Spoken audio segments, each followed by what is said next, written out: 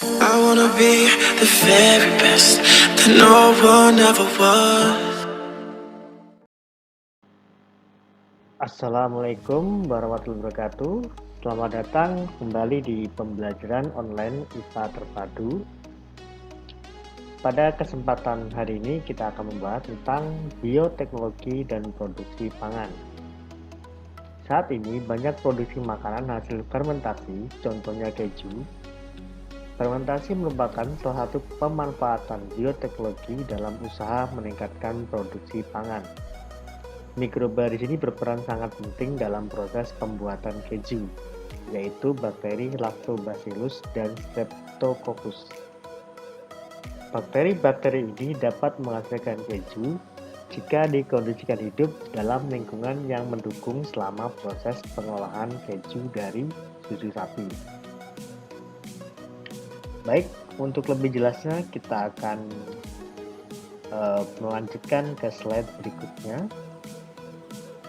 Jadi materi yang akan kita bahas pada kesempatan hari ini adalah yang pertama, peningkatan produksi pangan dengan revolusi hijau, kemudian peningkatan produksi pangan dengan bioteknologi, kemudian bioteknologi di bidang lain, dan yang terakhir adalah dampak negatif dari peningkatan produksi pangan dan bioteknologi. Yang pertama, peningkatan produksi pangan dengan revolusi hijau. Pangan atau makanan sudah merupakan kebutuhan primer bagi manusia. Untuk mengatasi masalah pangan, dua hal perlu dilakukan, yaitu yang pertama menekan laju pertumbuhan penduduk dan meningkatkan produksi makanan. Karena seperti yang kita tahu, semakin banyak jumlah penduduk, maka semakin banyak pula kebutuhan makanannya. Dan dengan bertambahnya penduduk, maka perlu dilakukan yang namanya peningkatan produksi makanan. Berbagai usaha telah dilakukan manusia untuk meningkatkan produksi makanan. Salah satunya adalah melalui revolusi hijau.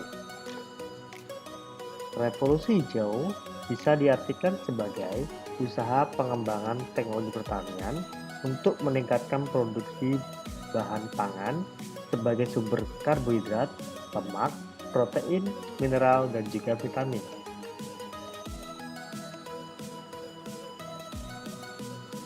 Tujuan dari revolusi hijau adalah untuk menghasilkan varietas-varietas hasil pertanian yang bersifat unggul, antara lain yang pertama, kemampuannya beradaptasi terhadap lingkungan yang lebih tinggi. 2. Produktivitasnya lebih tinggi. 3. Lebih responsif terhadap pengairan dan pemupukan. 4. Lebih tahan terhadap hama dan penyakit jika dibandingkan dengan varietas-varietas yang telah ada. Kemudian, revolusi hijau ini sudah mulai digalakkan sejak tahun 1950-an, tepatnya pada tahun 1953, ketika Norman Ernest Borlaug, yaitu lahir pada tahun 1914 dan meninggal pada tahun 2009. Langkah-langkahnya adalah berupa pengolahan lahan, yaitu dengan cara yang pertama ekstensifikasi, yaitu usaha meningkatkan produksi pangan dengan cara menambah lahan baru atau memperluas lahan pertanian yang ada dengan cara membuka lahan pertanian, yaitu membabat hutan dan menjadikannya lahan pertanian. Yang kedua adalah intensifikasi pertanian, yaitu meningkatkan produksi pangan dengan cara menambah kualitas tanah atau meningkatkan kualitas lahan pertanian dengan cara pemupukan, irigasi, pemilihan bibit-bibit unggul, penyemprotan hama, dan lain sebagainya. Di Indonesia sendiri, peningkatan produksi lahan pertanian bisa dilakukan dengan cara panca usaha tani. yang meliputi 5 langkah sebagai berikut. Yang pertama adalah pengolahan lahan dengan baik, kemudian penggunaan bibit unggul, pemupukan berimbang, yang artinya adalah diseimbangkan antara pupuk alami dan pupuk buatan dan juga waktu pemupukannya. Yang keempat, pengairan atau irigasi yang baik. Kemudian yang kelima adalah pemberantasan hama secara terpadu. Untuk pengganggu tanaman bisa digolongkan menjadi 3 macam, yaitu gulma, hama, dan penyakit. Gulma adalah tanaman liar yang mengganggu tanaman budidaya, misalnya enceng gondok, genjer, dan juga alang-alang. Jadi kalau ada tanaman liar yang mengganggu tanaman budidaya, maka tanaman liar tersebut dikatakan sebagai dikatakan sebagai gulma ya. Kemudian hama adalah hewan pengganggu tanaman, misalnya belalang, pereng, tikus, tupai, dan juga babi hutan. Penyakit tanaman adalah kelainan pada tanaman yang disebabkan oleh mikroorganisme, meliputi virus, jamur, dan juga bakteri. Gangguan-gangguan pada tanaman tersebut bisa diberantas dengan zat kimia yang kita sebut sebagai pestisida, yang terbagi menjadi beberapa bagian atau beberapa jenis ya. Yang pertama adalah herbisida, yaitu bahan kimia yang digunakan untuk membasmi gulma. Kemudian fungisida untuk membasmi jamur, algasida yaitu untuk membasmi ganggang, insektisida untuk membasmi serangga, larvasida yaitu digunakan untuk membasmi hama yang masih berupa larva serangga, kemudian rodentisida digunakan untuk membasmi hewan pengerat, kemudian nematisida digunakan untuk membasmi cacing.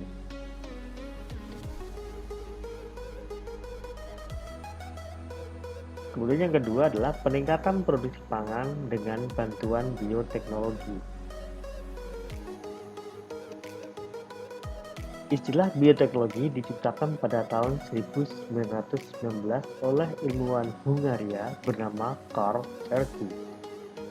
Arti bioteknologi menurut Erki sangat luas, yaitu semua produk yang dihasilkan dari bahan dasar dengan bantuan organisme. Mikroorganisme dapat mengubah bahan makanan tertentu menjadi bahan makanan lain yang mempunyai nilai tambah dibandingkan bahan bakunya melalui proses fermentasi. Fermentasi adalah penguraian metabolik senyawa organik oleh mikroorganisme dalam suasana anaerob atau tanpa oksigen yang menghasilkan energi dan membebaskan gas. Bioteknologi bisa dibedakan menjadi 2 macam, yaitu konvensional dan juga modern. Ciri-cirinya atau perbedaan antara keduanya adalah untuk yang tradisional dia menggunakan mikroorganisme utuh secara langsung, sedangkan yang modern biasanya menggunakan sebagian dari mikroorganisme yaitu berupa DNA atau enzimnya. Kemudian untuk yang tradisional menggunakan teknologi yang sederhana, sedangkan yang modern menggunakan teknologi atau peralatan yang canggih. Kemudian perbedaan yang ketiga, untuk yang tradisional biasanya memanfaatkan mikroorganisme secara terbatas, sedangkan yang modern memanfaatkan mikroorganisme ditambah dengan teknologi modern. Contoh yang tradisional adalah pembuatan tempe, pembuatan kecap, dan juga pembuatan keju dan yogurt. Sedangkan yang modern adalah program bayi tabung dan juga cloning. Jadi sudah lebih modern dia. Ini adalah penerapan bioteknologi di bidang lain, yaitu di bidang industri makanan, ya, industri obat-obatan, industri pertambangan, kemudian industri biogas atau sumber energi, kemudian bidang pertanian, berupa hidroponik dan kultur jaringan, kemudian di bidang peternakan dalam hal cloning dan juga vaksin hewan, di bidang reproduksi yaitu bayi tabung dan inseminasi buatan. Oke, kita akan bahas satu persatu yaitu bidang kedokteran atau kesehatan. Yang tadi ya, reproduksi pada manusia, misalnya bayi tabung dan melahirkan bayi sesuai dengan jenis kelamin yang diinginkan. Kemudian salah satu hormon sintetis yang telah dihasilkan melalui rekayasa genetika adalah insulin. Vaksin adalah bibit penyakit yang sudah dilemahkan. Vaksin yang dihasilkan dari rekayasa genetika misalnya Recombivak HB yang digunakan untuk mencegah infeksi hepatitis B. Penerapan lain mikroorganisme terhadap dunia kesehatan adalah penemuan antibiotik. Hellman-Waxman mendefinisikan antibiotik sebagai suatu senyawa organik yang dihasilkan oleh suatu mikroorganisme yang dalam jumlah sedikit mampu menghambat pertumbuhan atau bahkan membunuh mikroorganisme lain. Penemu antibiotik pertama yaitu penicillin adalah Alexander Fleming. Jadi di sini perbedaan antibiotik dengan vaksin adalah untuk vaksin dia biasanya digunakan untuk mencegah atau mengatasi penyakit yang disebabkan oleh virus.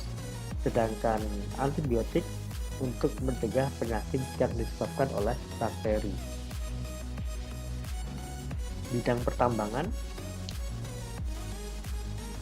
ya, biasanya digunakan untuk memisahkan logam dari bijinya. Kemudian bidang pengolahan limbah. Limbah yang beracun akan diuraikan sehingga menjadi lebih ramah lingkungan. Nah, untuk menguraikannya biasanya dilakukan dengan bantuan bakteri ya, dengan cara biodegradasi, detoksifikasi, dan dekontaminasi. Dan bidang energi alternatif biasanya menggunakan mikroorganisme untuk membuat gas atau bahan energi alternatif dari ketela pohon, tebu, jagung, kelapa sawit, dan kotoran hewan. Kemudian bioenergi modern yang melibatkan bioteknologi misalnya bioetanol, biodiesel, dan biogas. Yang terakhir adalah dampak negatif peningkatan produksi pangan dan bioteknologi. Yang pertama, pembuatan tempe bongkrek yang tidak memenuhi standar kesehatan telah menimbulkan kasus keracunan yang memakan korban manusia. Dalam bidang pertanian, pemupukan dan penggunaan insektisida yang berlebihan dapat membahayakan lingkungan, sehingga nantinya akan terjadi ledakan pertumbuhan tanaman yang tidak terkendali. Contohnya adalah pupuk yang berlebihan dapat terbawa air. Apabila pupuk tersebut sampai ke danau atau rawa, bisa menyebabkan meledaknya populasi tumbuhan air, misalnya enceng gondok. Akibatnya, hewan-hewan di perairan tersebut, misalnya ikan, akan mengalami gangguan. Selain itu, perairan tersebut dapat mengalami pendangkalan karena terlalu banyaknya tumbuhan enceng gondok. Kemudian, penggunaan insektisida atau pestisida yang juga dapat mematikan serangga yang bermanfaat. Melalui rantai makanan, insektisida juga dapat masuk ke tubuh burung. Akibatnya, burung itu akan menghasilkan telur yang berkulit tipis sehingga reproduksinya terganggu. Oke, mungkin itu saja pembahasan kita pada pagi hari ini atau pada hari ini. Untuk lebih jelasnya silakan kalian baca di bukunya dan juga silakan kalian searching di internet atau link pembelajaran yang lain. Sekian dari Bapak Heri. Assalamualaikum warahmatullahi wabarakatuh. Ingat pesan ibu, pakai